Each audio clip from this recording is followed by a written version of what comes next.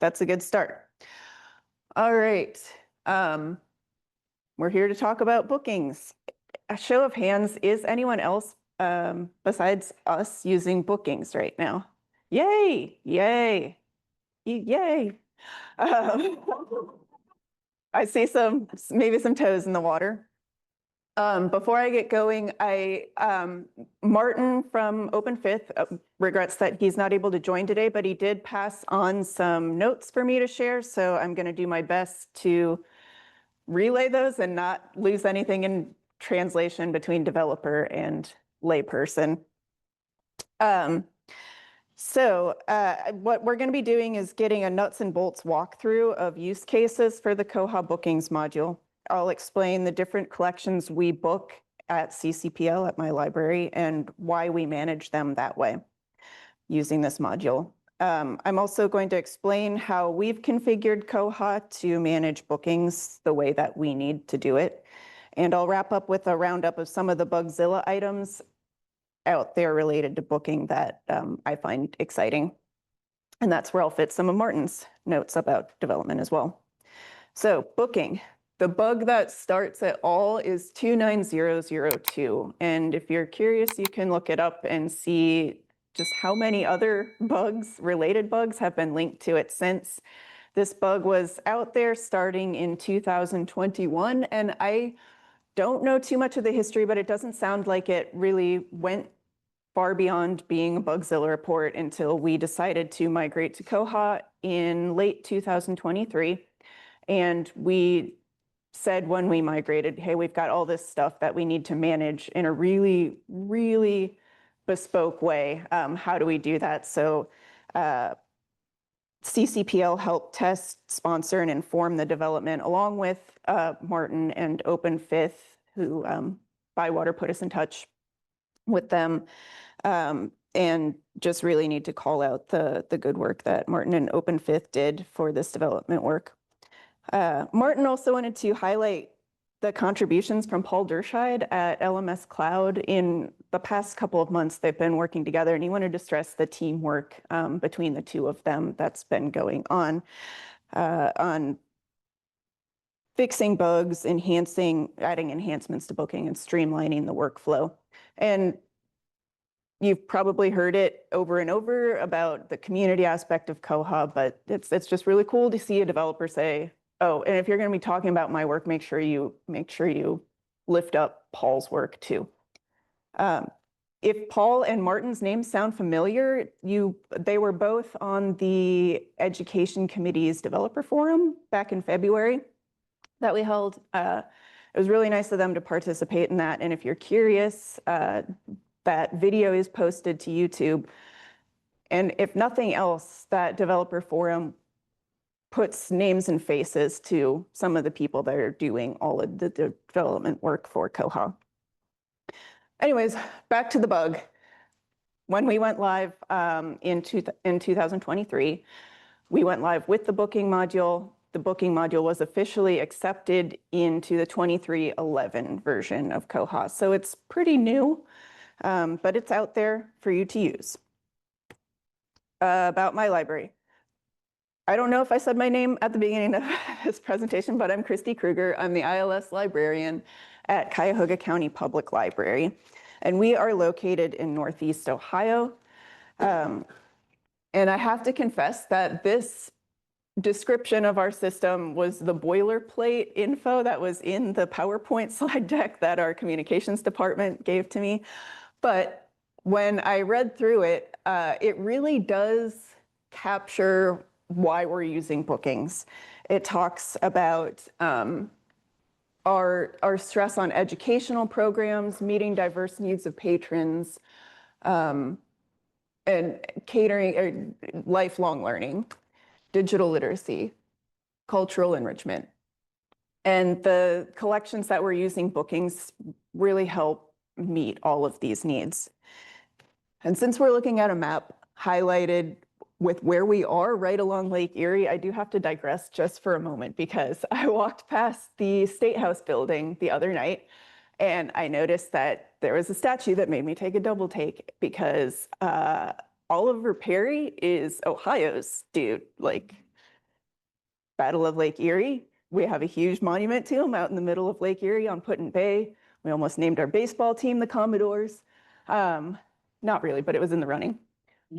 So I was just sort of like, that's Ohio's guy, but apparently he was from Rhode Island. So fun fact that I didn't know. Anyways, Northeast Ohio, Rhode Island, making connections. At a glance, back to our library. So mentioned community engagement, diverse needs, lifelong learning. How are we doing that at our system? We are 27 branches across the county, Cuyahoga County in Northeast Ohio.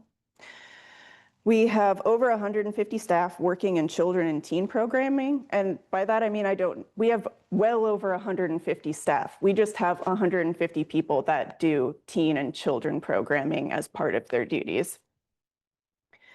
We have over 529,000 card holders.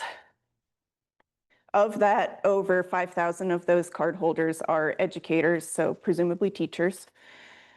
And this is why we need booking. A lot of the stuff that we're booking is going to help support our staff in their programs, or teachers, or anyone who, like, I've had substitute teachers walk up to the reference desk and ask to use some of the bookable materials. They don't have an educator card type, they're just borrowers, but they're allowed to book some of these things too to use in their classes. So it's a huge ecosystem, and we need an orderly way to manage these materials that support the needs of these communities. And our staff is one of those communities.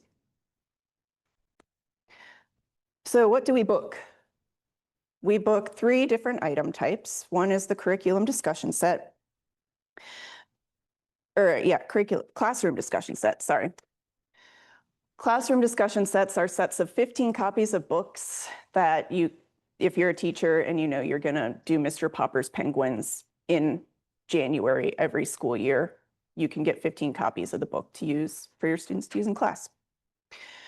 Curriculum support staffs are used by both library staff and the public. They cover, this is the second type, they cover a topic like zoo animals, apples, or the alphabet, and the box just has stuff that you can use to teach a class on that topic. It could have puppets or books, audio, activity sheets, and all of it comes together in a box. The final collection that we book is staff program support. And this is limited to our library staff. And it's the stuff that they need to support any number of programs, but that not every branch can own and store. So here's a photo of our classroom discussion set area. All those books, probably a lot of them are missing since the school year started. But we keep all of this in a central location, and then we send these out from our central location. And that's kind of key to note because none of the stuff that we book is out in stacks for people to browse. And that helps us control when it's going in and out. It helps us make sure that it gets cleaned or refurbished before it goes out again. So I think that's kind of, when I've talked to people about booking in the past, something that has been confusing, like, well, how do you keep people from just checking it out? And you're like, well, it's not out there for people to just grab off the shelf and check out. This is an example of one of our curriculum support sets. This is Arctic animals. So if you're going to be doing a lesson or read a book about Arctic animals, maybe one of the Jan Brett ones, you can get these guys to come join you for that. Our communications team takes these photos to include in our Aspen catalog, and this one is a true delight. These are some of our staff program support items. We have a giant Plinko board. If you're going to be doing a game show event at your branch, you can book that. And we have a set of makey-makeys. Maybe you are doing a STEM program for children at your branch, and you need a bunch of these. So that's some of the stuff that you can book if you're a staff member. So how do our customers know what they can book? These are some screenshots from our Aspen catalog. One is a turkey and chick puppet set. That is a curriculum support set. And then in the bottom here, we have a bookable classroom discussion set for Hatchet. Hands up who had to read Hatchet in elementary school. Yes, good one. So you can look these up in Aspen. This is about as public facing as booking gets right now. So you can see that these are available. But you'll see that it says contact a librarian to book this material. There's not going to be a place hold button next to it because you can't place a hold on these. These are bookables. And the way that we get that contact librarian to book this material is that we are using the call number field in Koha to pull that information. So that's the call number for every single one in these collections. You will also see series information on there. It says bookable classroom discussion is the series on that one. That one might be missing one. No, ADM booking and bookable puppets. And this just helps, especially our staff when they're when they panic and they're like, I need something for a program. Where are all the puppets? They can look up bookable puppets. So using the series fields in Koha helps with that discoverability as well. Staff program support sets are not in Aspen because they are only available to staff. So because we're not going to circulate the Arduino sets publicly, our staff look them up in the Koha catalog. And again, you see some series information, the staff use only. So these are all suppressed. They don't show up in Aspen. And you see that series information highlighted as well. And more great pictures. Let's see. So I've kind of gone over what we're booking, and I'm going to go over why we're booking it some more. And then finally, I'm going to show you how to make it bookable. And I think hotel rooms is the analogy I like for why don't you just have this stuff out in the stacks and have people check it out. And think about it like a hotel room. Say you need to go out to Denver in October for a wedding and you need a hotel room. And like this for anything in a library, not just a bookable, you don't want to buy an apartment out in Denver for the one time you're going to use it. But you also don't want to call the hotel and say, I need a hotel room, and have them reach out to you the next day and say, your room's ready, get here. And you're like, it's September, I don't need this room until October. And then they're like, well, too bad, we have 8 other people behind you that want the room. And so you better get it now. You also don't want to call the hotel and have them write it down on a notepad that you're going to come in October. And then when you get there, they lost that notepad and somebody else is already in your room.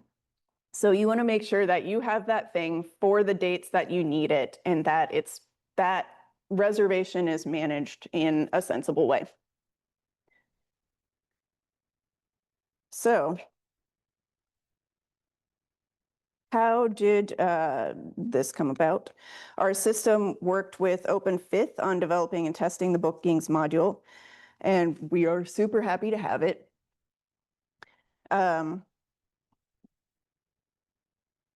So let's get into how to do it. So the first thing you're going to want to do is give all staff that are going to be working with bookings, for us, that's all staff, all of our search staff have this permission, and our ref staff too, manage item bookings. It's under the checkout and check-in items permission section. The next thing you're going to want to do, or that we wanted to do, was to set up dedicated item types for booking. So those 3 collections I mentioned, classroom discussion sets, staff program support, and classroom curriculum support sets. Those are all each a separate item type in Koha. So then when you get your item type set up, you want to set up circ rules that reflect a full booking period as the circulation period. Classroom discussion sets, if we gave those to teachers for a week, they're like, my kids aren't going to read Hatchet in a week. That's insane. So we give them 42 days. That is the circulation period for that item type.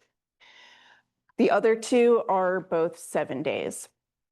And the way that the booking module works right now is your booking period can be up to that circulation period. So you can set a booking for up to 42 days for a classroom discussion set. You can't make your booking longer than 42 days. If we set our circ period for longer, you could make the booking period longer, but no longer than the circ period. So what you could end up doing is setting up back-to-back bookings if nobody else has it booked after you, if you really wanted a super long booking. Then you need to restrict the borrower type on that item type where needed. So for our staff program support, that's library staff only can have these items out. The other types, any one of our patrons can have out.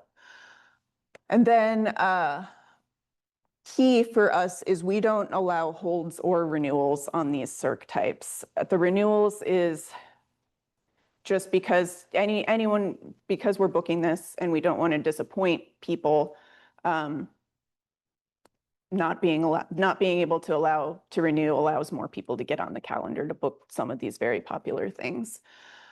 Not allowing holds, it keeps the sanity. Okay, I think that is it there for the major setting up in the circ rules. I feel like there's one more thing on holds and renewals, but if it comes back to me, I'll chime in. So as I mentioned before, we have item types set up for booking. And when you make the item type, there is a place to check to make sure that any item that you add to this item type automatically becomes bookable. So that's what we do. Your other option is to do it at the item level. So if you look up a bib record and click into the barcode, under the priority section, there's a bookable yes or no. So if you toggle that on or off, you can make that item only bookable. Again, I wouldn't go this route because then you run into the possibility that this also can have holds or circulate otherwise, and it gets confusing. So once you've done the configuration to allow your bookings, you can start booking materials for your patrons. From the bib record, you have kind of two ways to get there because it's Koha and there's multiple ways.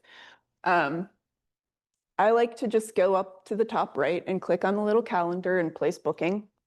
You'll also see on the left-hand side, left navigation, there's a bookings area. And that will, if you go that route, it's going to click into a screen that shows you the bookings on the bib. There's a timeline version at the top that has the patron name and their card number and where in the timeline they're booked. This one, I like this part down here, just a simple table that shows you who's got it booked, where they're picking it up from, and how long the booking is. You can edit or cancel the booking from this table too. A nice enhancement that has come out since booking launched is that show expired or show canceled helps you limit what you're looking at, whether it's a past booking or current bookings, upcoming bookings. Anything else to note here? Yes, so actually placing the booking. This is why I prefer to just click on the calendar from the bib record, because you still have to go up to place booking or new and then new booking. I didn't put orange boxes around those parts of the screen, but that's where they are. So if you click on place a booking, you get a little pop-up that comes up where you can look up the patron that's going to be booking this item. For us, since all of our bookings go from a central location out to other branches, the pickup location was a big thing to have added to bookings. So you can pick up the branch or pick the branch that they're going to pick it up at. Item type. We don't really use this, but it is here.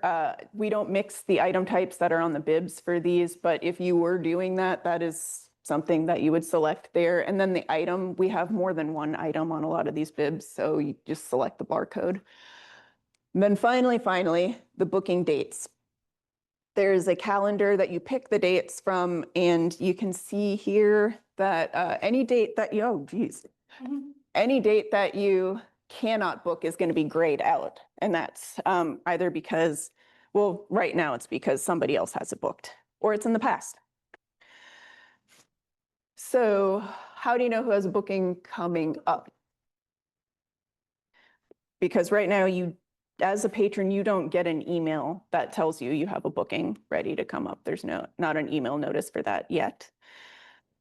So our staff collect these bookings similar to a hold queue, and there's a bookings to collect report that you can get to from the homepage of the circulation module. And it looks a lot like the hold queue.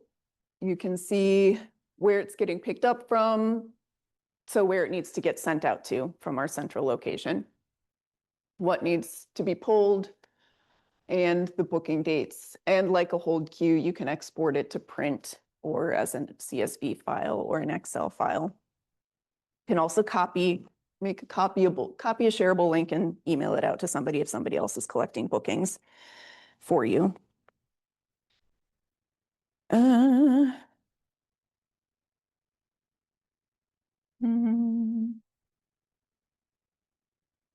Making sure there's nothing else for bookings to collect. Okay. Bookings are also visible to staff on patron accounts in Koha. So this is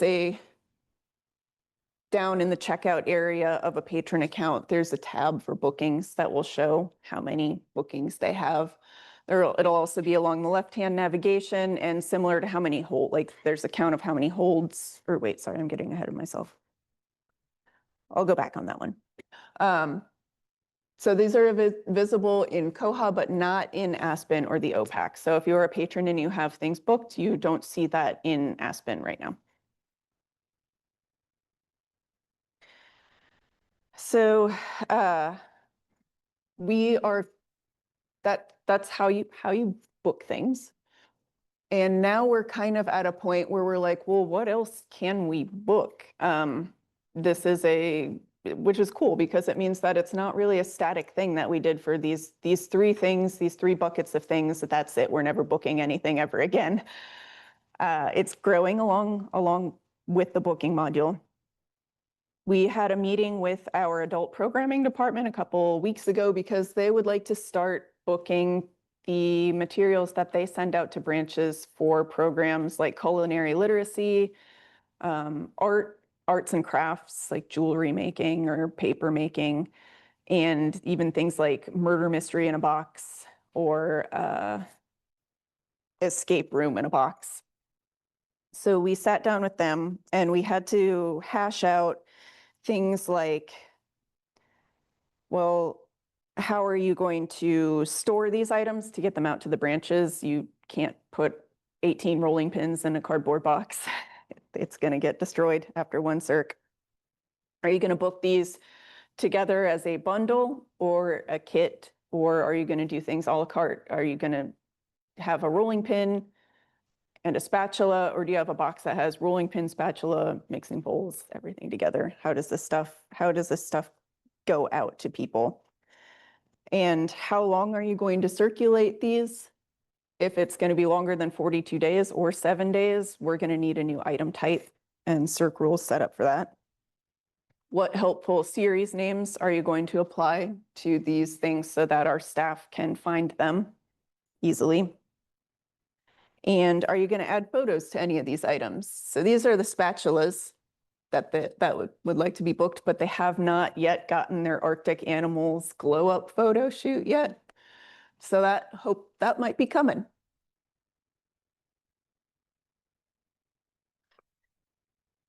Did we get to everything there? I think we went to that.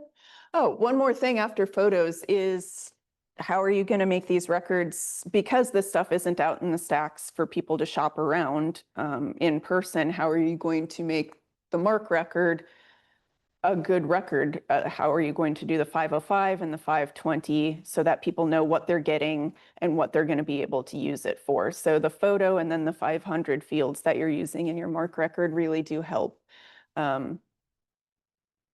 with discoverability, again, because this stuff is not out in the open for people to come through and browse.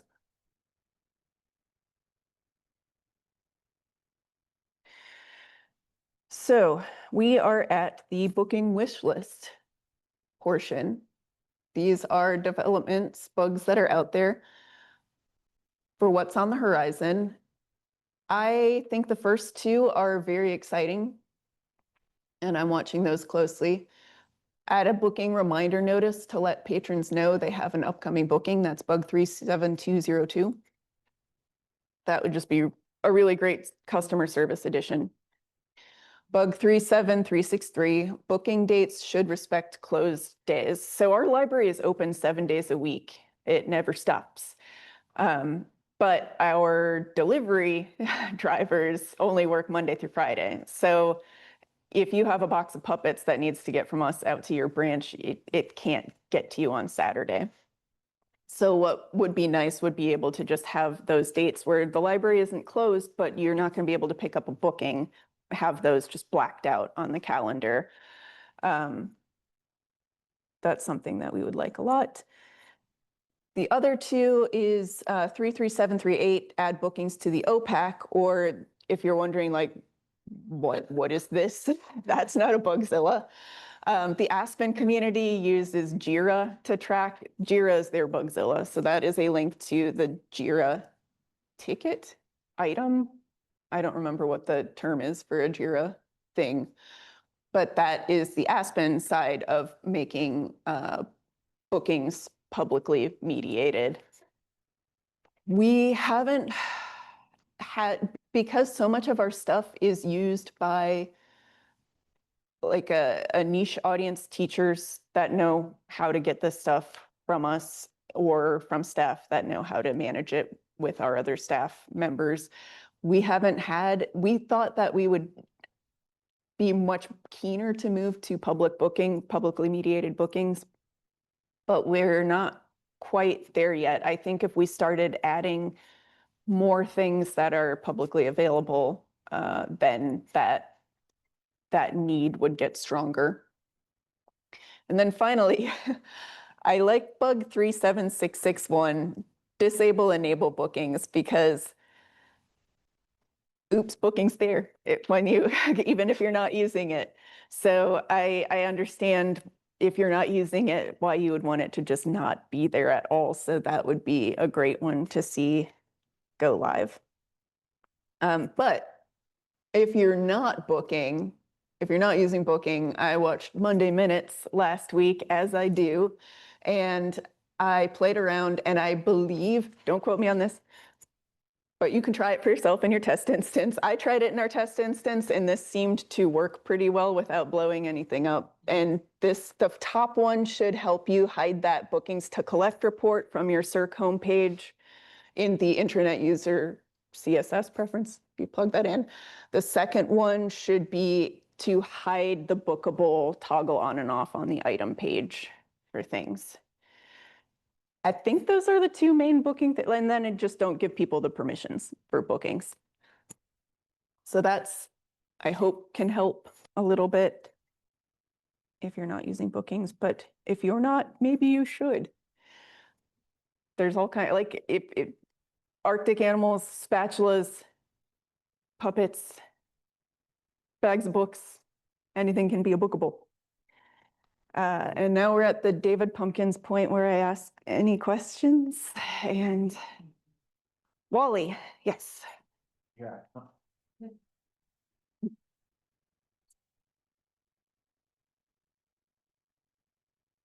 Where you have the time frame for checkout, 42 days, 7 days or whatever. If we wanted to utilize this, like for some of our meeting rooms or whatever the case may be, can you shorten that to where it's just, they have it booked for a day or booked for hours? Wally, thank you for asking that question, because you made me realize Martin's notes. Okay. Back to the development slide. Okay. So Martin said that some of the things that they are working on right now, that he and Paul are working on, there is interest in hourly bookings from a lot of UK libraries. So it's not really optimized for that right now, but there's interest in it, and that is on the development horizon. I'm going to see if I can dig up the bug for that and send it your way if you'd like to comment on it. Because yeah, I can definitely see that. I can also see that for things like we have a lot of makerspace equipment, and if you want the Cricut toolkit between 9 and 11, and then somebody else wants it from 12:30 to 2, I can see being able to book for a couple hours at a time being a really cool feature.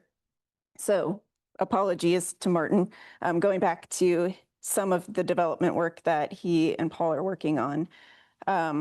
They're working on getting the user interface, here's where I'm going to read verbatim, fully covered by automated tests so that Paul can complete a refactor using Vue, which is a more modern architecture. And interest in hourly bookings from UK libraries. And Paul is working on support for additional fields, so you can add more notes into bookings. And Martin's working also on refining lead up and end time, if you want to build that into the front end and the back end of the booking for cleaning and refurbishing in between bookings. I don't like when there's somebody passed me a note Huh? that says 35937. I guess it says hourly booking, I guess. 35937. Call now. Yeah. Yeah. Okay. There is a question from online. Okay. So this is George. Mm-hmm. Barbara Johnson says, how do you handle the situation when a patron doesn't bring back the booked item when another patron already has the item booked? Oh, boy. I think so. I think there are a couple ways you could do that. For a book discussion set, you keep a couple extra copies of the book. And if you come back with 12 books, you grab 3 extra copies and you throw it in the bag. Same thing for if you've got a kit that's coming back,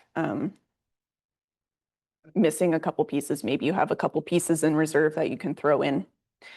The other thing is to call that person and say, we really need this back pronto. And when I say that person, the person who had it out. I think the other thing is to tell somebody, look, this came back this way. It's still largely usable. We're really sorry about it. We're hoping you can still use this booking. Other than that, I'm thinking that's probably What I'm hearing you say is that it's just as annoying as when people don't return books on. Exactly. Yeah. This, again, you do sort of have a niche audience of some of these things. So the hope is that you would bring in, there also it's really kind of like a, how do you want this to work at your library? You could have it so that there is like a check sheet when somebody brings in, like I used to be a member of a tool library. And when I brought tools back, like they were going to check and make sure I had everything back before I left the building. And if I didn't, then it would be like, hope you brought your fine money.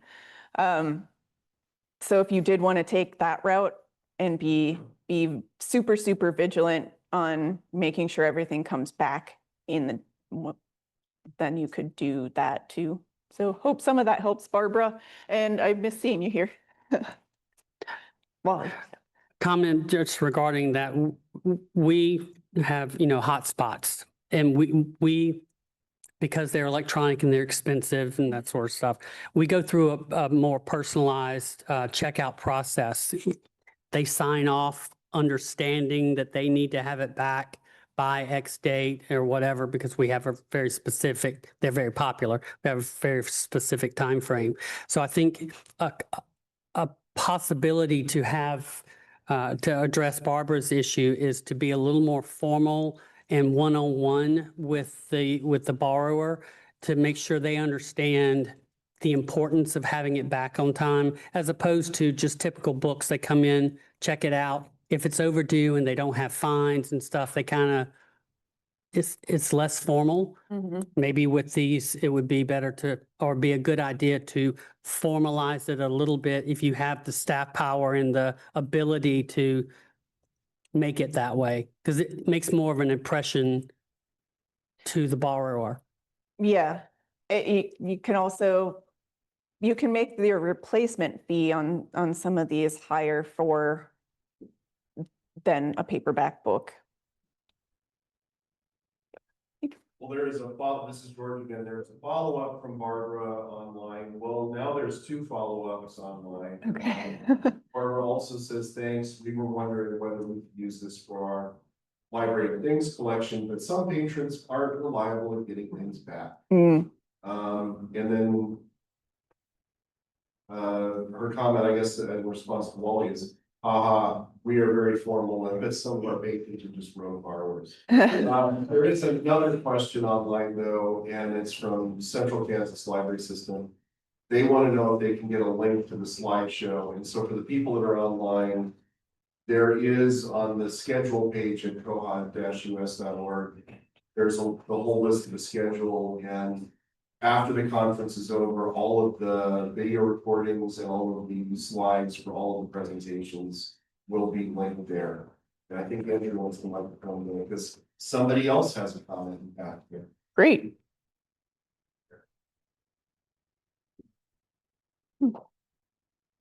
Hi. Oh, A related question, are you able to serve, homeschooling groups when you're educating?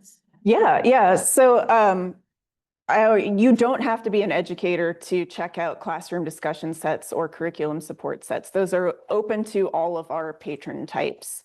And it's in our Aspen catalog, so you can look it up. The only hitch is that you have to call the library to book the item, but it instructs you to do that. So you just reach out to your branch, ask them how to book it, and they will book it for you.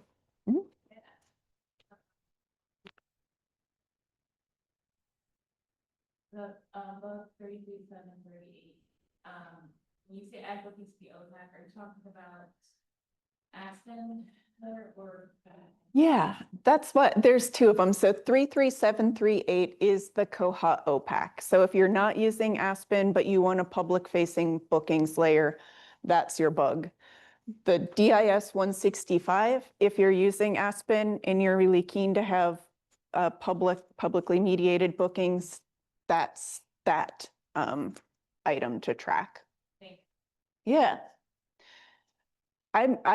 If you are planning on using this for meeting rooms, more power to you. I will watch from the sidelines and learn from that. We haven't tried doing that. So I can't speak so much to how the logistics of that would work, but it sounds exciting. Okay. No, we do not allow holds. And that just helps manage expectations, and it helps keep our flow going of things in and out. I'm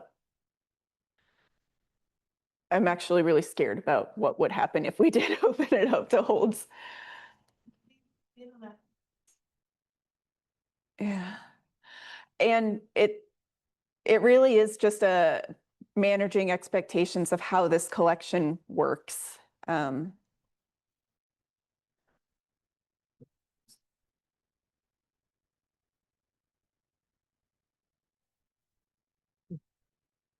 So sorry if you already did mention this and I missed it, but is there a way, so like if you have a book club set, if they only want like 8 copies, is there a way for them to request and put that in for only 8, or do they need all 15? We would give them all 15 and say, enjoy the 8 that you need, and please give us back all 15. If you needed more, you could book 2 sets. But yeah, we don't break it. It just becomes too hard to track all the stuff. That worked that time. Yeah, that was me. Anyone have anything that they're thinking of booking that maybe hasn't come up yet? We have. George, you have to use the microphone for the online people. So this is George again. Nichols has a collection of story walk kits, like realty signs that you can set up in your community, and there's usually about 6 to 10 of these pieces in a package, and we have them at the Nichols office, and a library can borrow them for however long they need them. But that's one way we're thinking about turning this on and showing it to our libraries so they can understand how it works, so that they can decide if there are any items that they want to do the same thing with. So That's a great thing because you start small, you'd work out the logistics of it, and story walks are great. I went through one a few days ago at a park.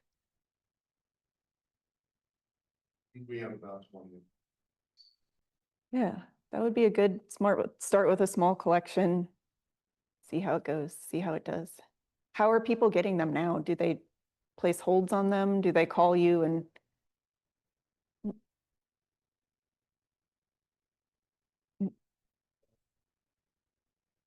Andrew keeps muting and unmuting this thing, so we're pretty sure the people online can hear us.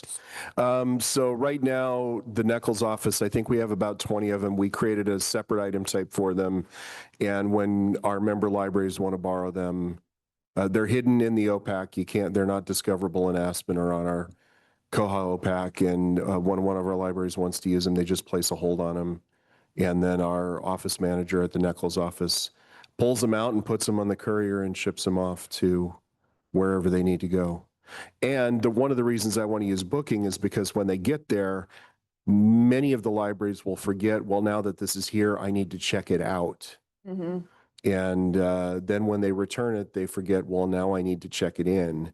And so it's hard to manage the inventory of these with placing holds. But if we book them, then that's really kind of built into the booking. So Yeah.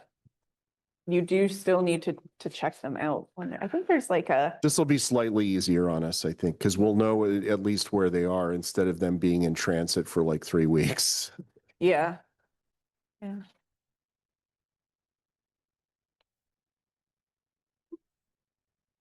All right. Have we bottomed out on questions and everyone needs more coffee? And all right. Okay. Well, then thank you, Kristi. Thanks for your time, everyone.